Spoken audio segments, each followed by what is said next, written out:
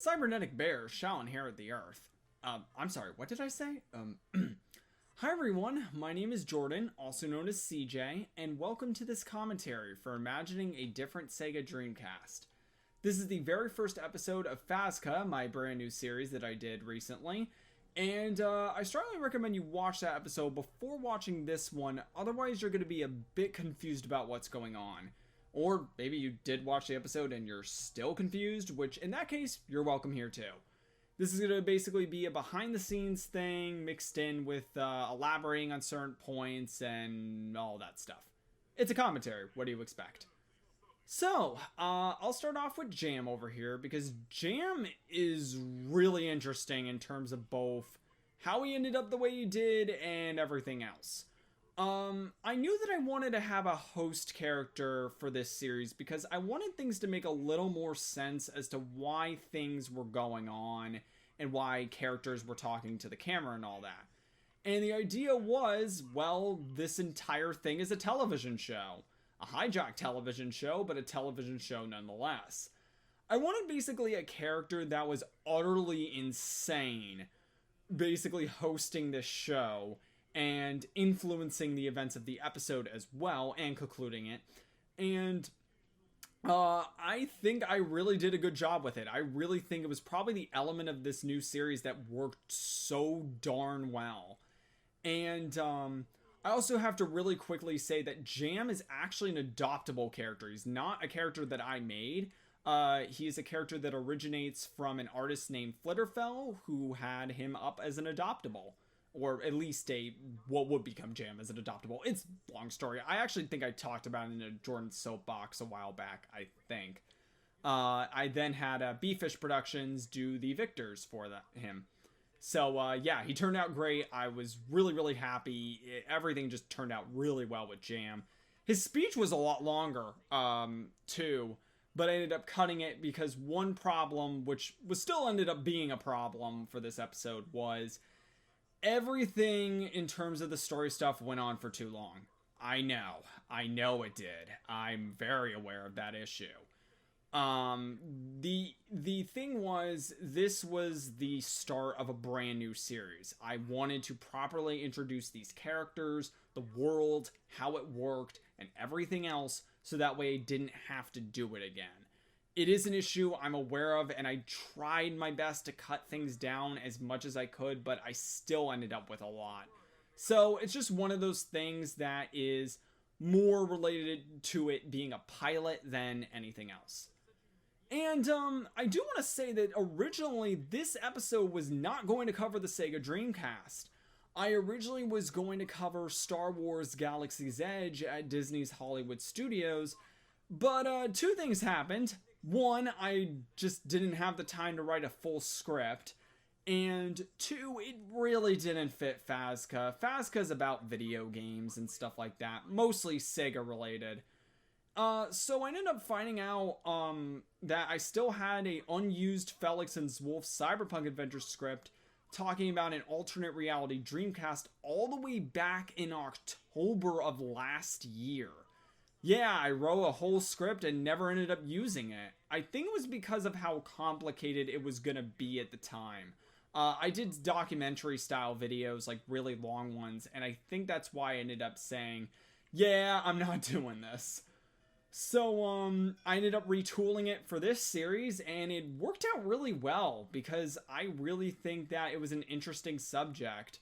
The Dreamcast is one of those consoles that's always going to be revered for how revolutionary it was, how interesting it was, and just it in general is interesting. It's Sega's last console, of course it's gonna be. But I knew that I was going to cover a lot of the Saturn stuff first. Like, I knew, like, a good chunk of the episode was gonna be talking about the Sega Saturn. I just knew that.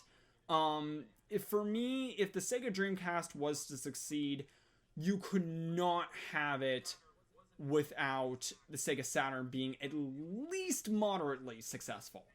Because I think what one problem that Sega had in the late 90s was that the Saturn was such a failure in North America that basically, I don't think even if the Dreamcast was successful, it would have helped anything. I don't think so. At least that's my opinion on it.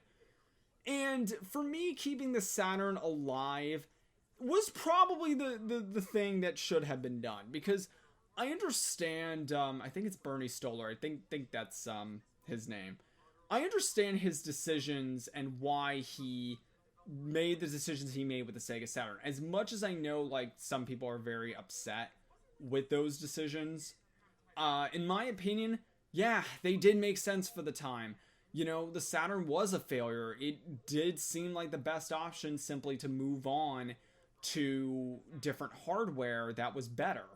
The problem was you had a lot of people who bought Saturns, and, you know, developers, same thing, you know, or developers developing for those games for the Sega Saturn, you know, and both of them likely felt, you know, like, wait, you just discontinued the Saturn after a couple years. What's to say you won't do the same with the Dreamcast? Which, yeah, Sega ended up doing. Like, the Dreamcast was released in 1999. It was discontinued in 2001. So that's at least my speculation as to why, you know, obviously that was not a great idea. The other thing is, if you look at video game history, like with the PlayStation 3 and Wii U, both companies, even though they probably had every justification in the world to move on, they didn't. They stuck with it, for better or worse. And in the end, both benefited from it, with the Switch and PlayStation 4. Speaking of Sony, one thing I will say is that I probably shouldn't have compared a potential Saturn success to the PlayStation 3. A more appropriate comparison would have likely been the Sega Saturn in Japan. For those who don't know, the Sega Saturn was really successful in Japan. I mean, I think it was around the same sales as the Nintendo 64. It might have been even higher. I don't know. I know it was successful in Japan, though. And I think that primarily was because Sega knew what to do with the Saturn in Japan and knew how to market it with the Segata Senshiro, I think I'm getting that name right, commercials, which are just really good, and I can't believe they didn't do them for America, because I think it would have worked. They had a lot of games for the Saturn that were pretty fun. You know, I don't think it would have been like, the Saturn still would have been considered a misfire, I think, no matter what, even if it was successful. But for me, there was there was like a way to salvage it, in my opinion. There just was. I don't think it was unsalvageable. The Saturn wasn't this like dumpster fire of a system. You know, it was definitely could have been saved. Absolutely. 100%. And that would have absolutely benefited the next console, which was, of course, the Dreamcast.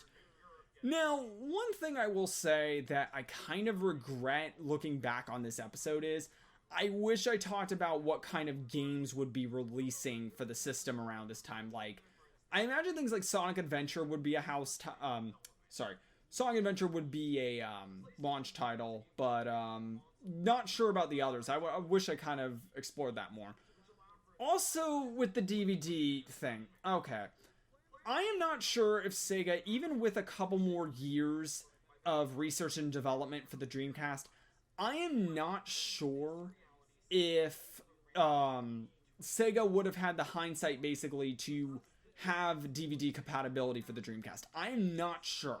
I don't really know. Looking back on it, I don't think I should have even mentioned it, because it is one of those hindsight is 2020 things.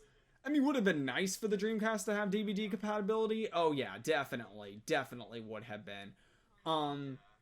But I'm not sure though if it would have really made the difference. Because the PlayStation 2, yes, a lot of its success was very much because it was a multimedia machine, you know, it could play DVDs and all that. But I think it was also because Sony had a lot of goodwill going into the PlayStation, a lot of great games, developers were on board. There was just, basically, Sega didn't have that goodwill. They had, you know, they had the Saturn, and before that, the 32X, and before that, the CD. You know, I think it was just a matter of goodwill when it came to the success of each console. So, for me, if Sega was to have succeeded with the Dreamcast, it really wouldn't have mattered if it had DVD compatibility or not.